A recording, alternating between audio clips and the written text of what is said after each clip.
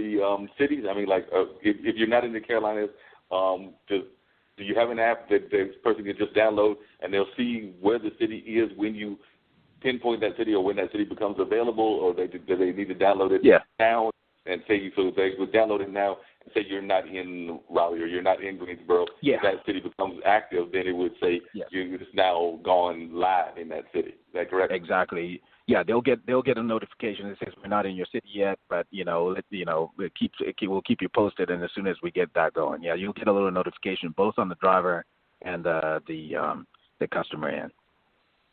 Because I know that. But we definitely. But now that you've talked about the Carolinas, man, just drop me an email, man. Let us know, man, what city, man, and we'll turn it on, man. It doesn't take us much time at all. And as I said again, our true cost is really marketing. We just want to make sure that, as I said again, we continuously look to where demand is coming from and being able to respond to that as fast as possible. Well, we definitely appreciate you telling us. I've got one other question, but I want to bring in the next guest. But don't go anywhere, please, because I'm not sure whether the next guest. Dean, are you still there? Yep, I'm still here, man.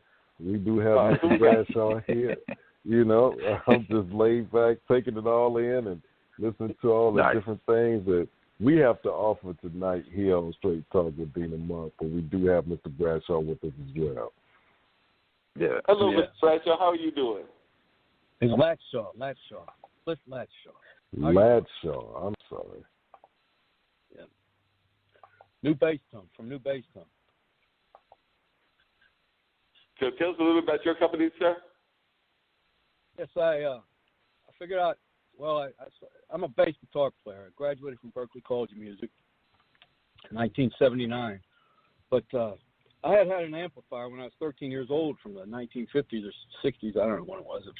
It was called a bass tone amplifier, and that's what got me going and playing in groups and stuff. And I played a lot when I was real young, 13, 14, 15, up to about 16 years old. And I played, all kinds of stuff. And I was playing in a group, and I was doing pretty good, and the stuff was going.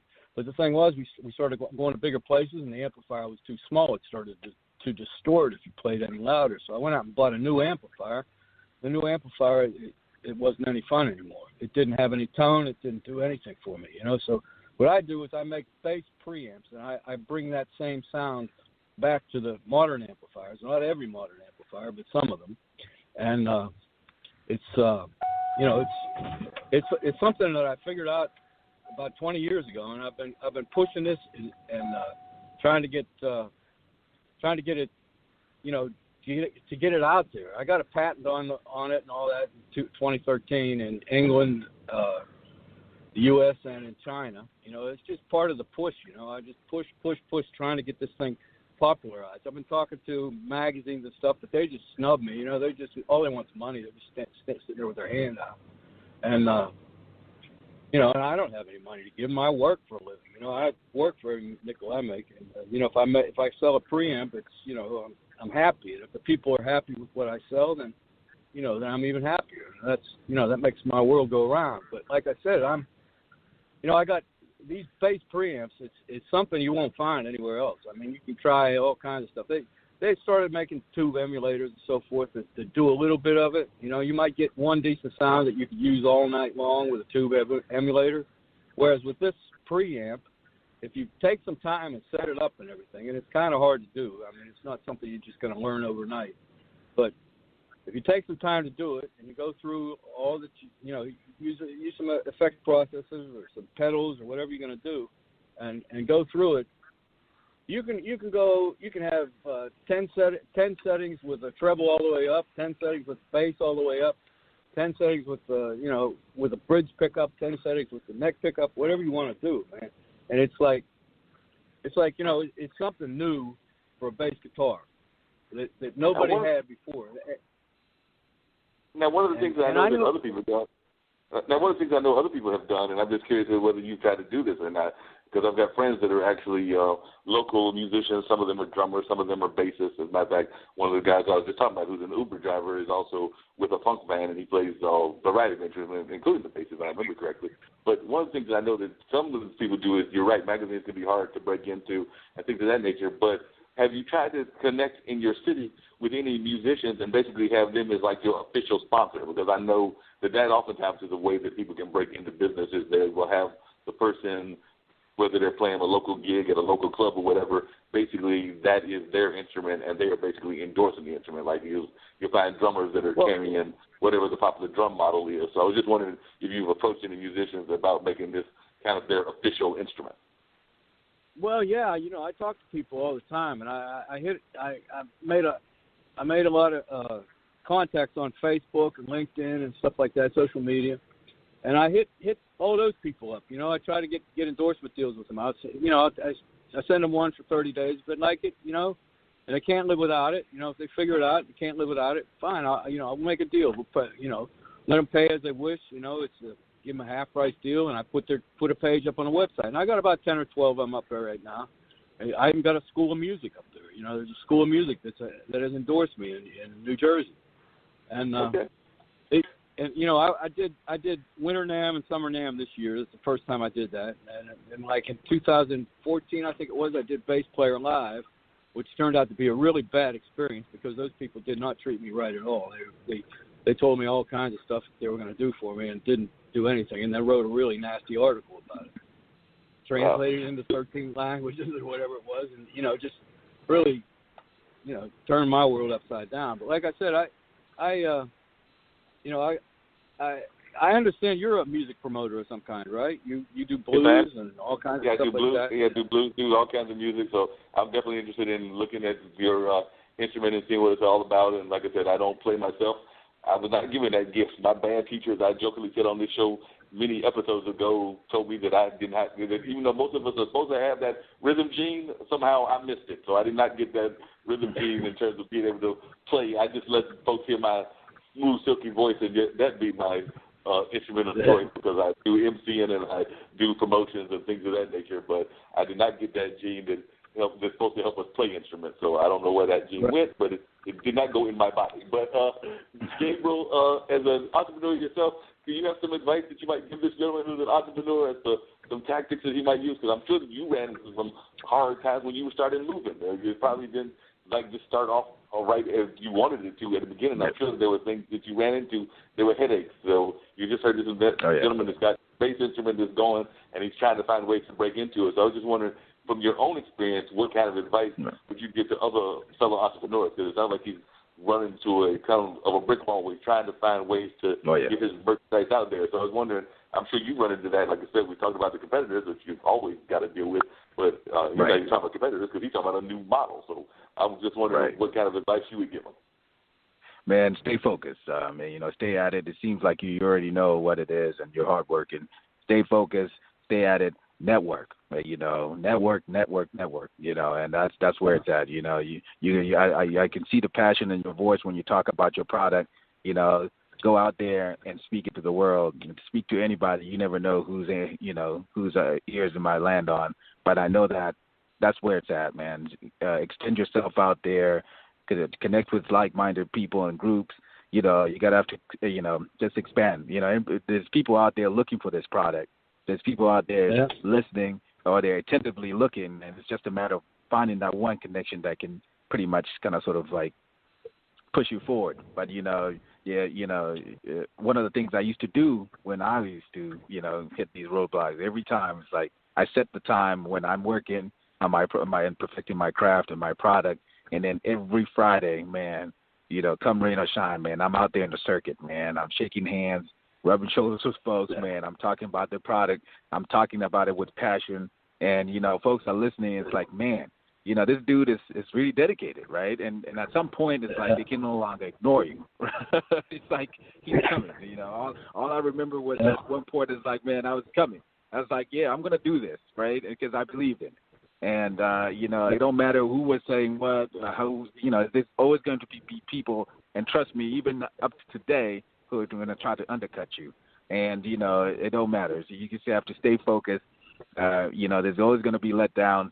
Man, stay solid, stay resolute, man. Network the hell out of your product, man, and you'll get there, brother. You're probably already there, man, but just keep on going. And along those same lines, I was wondering. Yeah, along those same lines, I was just wondering, this goes to both of you. How did Gabriel and also Mr. Bradshaw? How do you deal with those naysayers? Because you're right. I don't care what business you're in. There are always those people that are wanting to undercut you. Sometimes even people that are supposed to be your allies. Because I know that sometimes you find undercutters among folks that are supposed to be our allies, and then you find out that they are not as much a strong ally as they have originally been in the beginning. I know that there have been family members of mine that might say that they were really good about supporting everything, and then when you talk to them about doing it, like they're nowhere to be found. I remember a long time ago, I had a friend who was trying to do a film, and he we went all over the town, all over Durham. We talked to lawyers, we talked to the well-to-do, and we then set up a meeting, and I believe it was me, him, and one other person were in this well-known law firm, and we even saw people drive it up, and because they didn't see the cars, you know, we are oftentimes birds of a feather, so they pulled up in this fancy office, and they didn't see any other cars, so they just kept on going. And this was like maybe about 10, 15 years ago, but my friend Lance is still pursuing his vision. I mean, I talked to him like earlier this year, like maybe about a month or two ago, and he's like, look, you remember that film that I was working on? Still working on it. I'm still planning to make that film. You know, it's going to be the house party of the day. It's still going to be the house party of the day because he still has that vision. And the thing with another friend of mine who's in L.A., who's a filmmaker, you know, he's actually done films. He did that film this Christmas. He did Puff Pass. He's done a couple of other films. But he's got visions of a film studio. And whether it's here or whether it's a film studio / film school that'll have offices in North Carolina, when you talk to Ronnie, he's still talking that vision. Now, he might have to change his plans. Like now he's going back into the comedy circuit because he's also a stand-up comedian. So, you know, like y'all just talked about, you got to make your bottom dollar. So he still might have to do some comedy and while he's pursuing his dreams and talking to his investors. Right. But I was just wondering how you deal with those people that are the naysayers.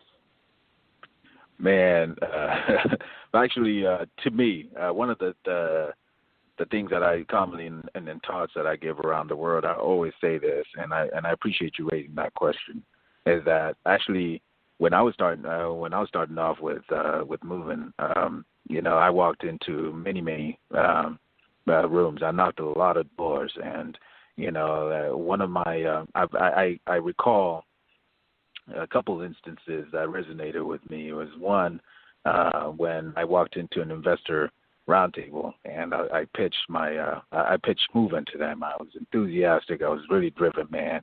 It showed, but at the end of the day, I was told by the folks in the room, they say, well, it seems like you have a solid product, but you know, it might not, you know, it might not, you know, as an African American, might not take off, or maybe I need to put, you know, a white person in front, and I can lead from behind.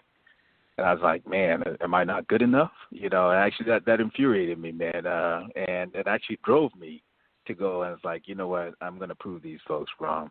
And, you know, and I'm going to make sure that I plaster my face and everything that's out there that's about this company. Because, as I said again, this is something that it's like I wanted to show them that it's possible. And here we are today. And that was 3.5, 4 years ago.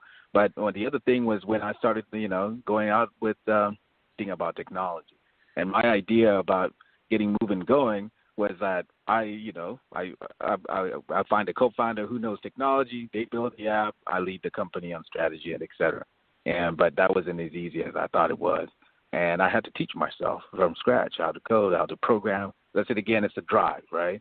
But when I was knocking at doors at that time, trying to find devs and all that stuff, all I got was laughed at, and there was a lot of naysayers. It's like, well, you're starting off in 2014. At that time, Uber is valued at $80-something billion.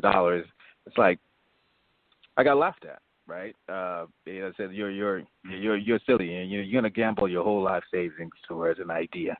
But one of the things I always say, and I'm gonna try to make this quick, is that the people that I appreciate the most are the people who, like as I said again, who said no, right? Or the naysayers. They're the people I really appreciate the most because they took me out of my comfort zone, right? They taught me, that I had to reach within myself to teach myself this product, and perhaps because of that, I'm a better leader in my company as a chief executive of this company. But now when we're talking about dev, when we're talking about products in terms of development of our products and everything, I know it inside out, right? Now I can lead and I can speak to technology versus if I were to have somebody make it for me, right? I know what goes in there. My blueprint is in